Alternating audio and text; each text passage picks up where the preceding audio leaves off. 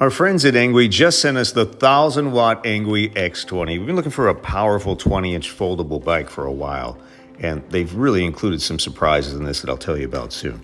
So here's how to assemble it. Sometimes the instruction manuals are a little difficult to follow, so we found it's easier to do a step-by-step video, so here it is. The first thing I like to do is take the battery out. And this thing is a big honkin' battery that also functions as your seat post, a very interesting design choice.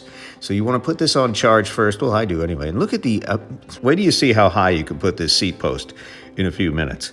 So it's a pretty powerful battery. So you want to get that on charge first. And just let that sit there with the included charger. And it draws about 114 watts and 1.39 amps. You don't have to worry about popping any circuits, so that's great. So here's the instruction manual, and it's kind of, well, go this way. I think you're going to find it easier this way. The first thing you want to do is install the front wheel.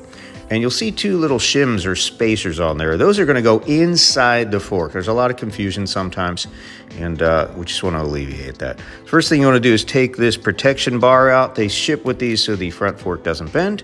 And remember, again, these shims go inside the fork because you'll drive yourself crazy if you try to put them on the outside, and it just won't work for you.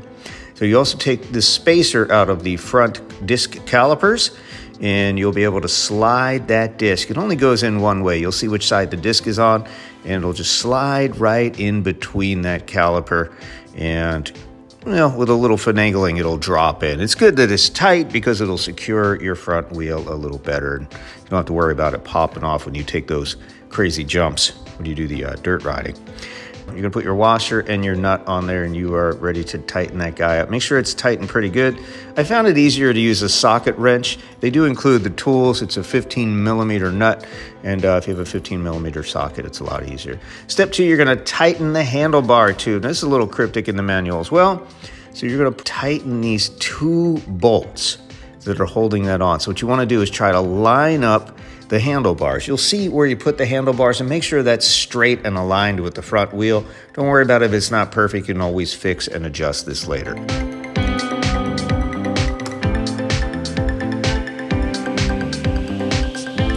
And then go ahead and lock that front tube in because it is foldable, which is really nice. We'll show you that to you in another video.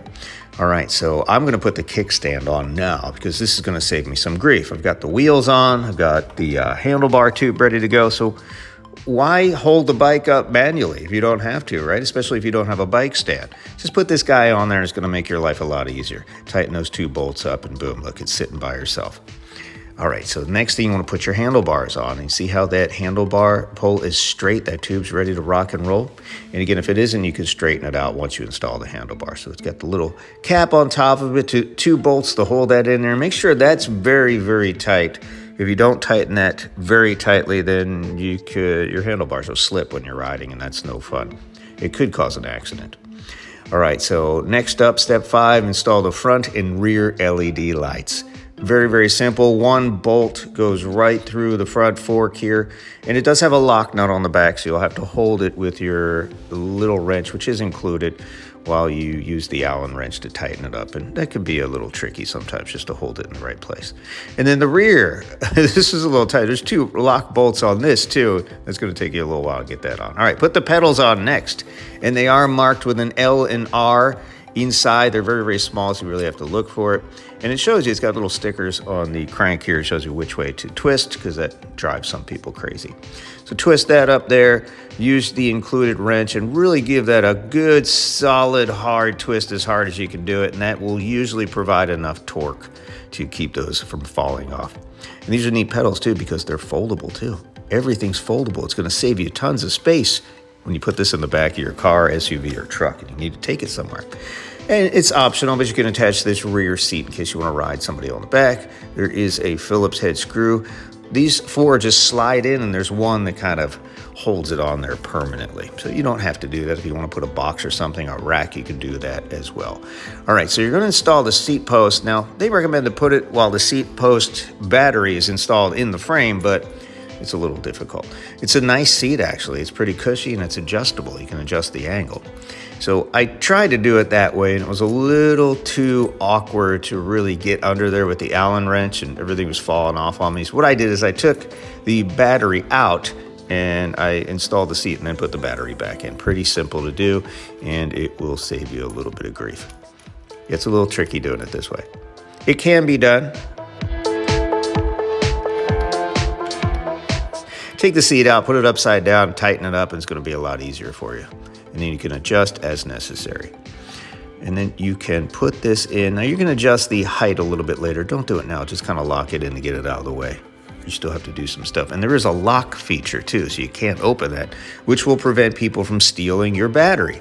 It does come with 2 sets of keys, which are attached to the handlebars, and the round key, which you see in a lot of security systems and vending machines. I wonder if it works in those. We'll open this up so you can release the latch. There also is a giant honking power cable that you'll need to attach to the back of this battery underneath the seat post, and then just screw it in to secure it, and you are good to go. Now, nothing will work unless you attach this green display/control cable, so make sure that's tucked in, and you are ready to go. You can power up your seat battery and then fire it up, make sure everything works, and mine came on perfectly, ready to rock and roll. Oh, before you ride, make sure your tire pressure, sometimes they're flat from the factory. I like to ride at 20 PSI, the maximum recommended pressure, because that gives you a little bit more mileage, and I'm doing mostly pavement where we are on streets and bike-safe sidewalks. So there she is, the Engwe X20. Now, there is a surprise I told you about here. I was really shocked to see this. You can see your controllers here. You do have a thumb throttle mounted on the left. You have hydraulic brakes and an 8-speed Shimano shifter. Very, very nicely appointed. And there is a triple suspension on this thing too. We'll talk about these things in a feature video. You've got front fork suspension and a mid-frame suspension, which I've never seen at a bike at this price point. Now, look at the height of this seat. So if you're obnoxiously tall, we have a lot of people who complained on some of our other videos about fixed seats not being tall enough if you're over 6'2", 6'3". Well, this is the bike for you, because you can have an inseam of about 43 inches. You could literally be about 6'8" and ride this bike comfortably. And the handlebars you can lift as well. They are adjustable. Now here's the surprise. What is that? Is that a second battery?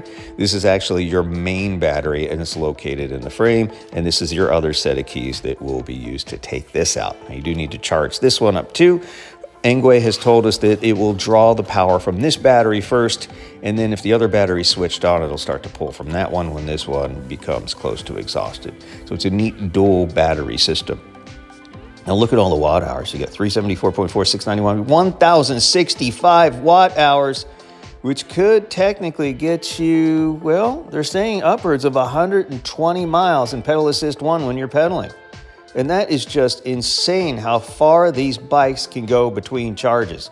If you're riding a reasonable amount, you're doing like 10 miles a day, you throttle only, you could theoretically go to work and back every day without charging your bike again. And that's just nuts, because you can't do that in some situations. So we decided to take it out on a test drive. Of course, we popped it all the way up to pedal assist 5. I want to see what this thing could do full throttle. And man, it's a nice ride. That triple suspension really makes it feel like butter. It's a very, very smooth ride. We're going to take it on some dirt and some trails in another test video. We're also going to take this to the beach because it's foldable and I can pop it in the back of the SUV. But the Engwe X20, what an amazing bike. Foldable, triple suspension, hydraulic brakes, 1,000 watts, and 2 batteries for an incredible extended range. This thing is a beast. I think you're going to love this thing. If you're in the market for an electric bike, definitely weigh this in your decision. Amazing. Thanks again to our friends at Engwe. Stay tuned for the other videos talking about this bike.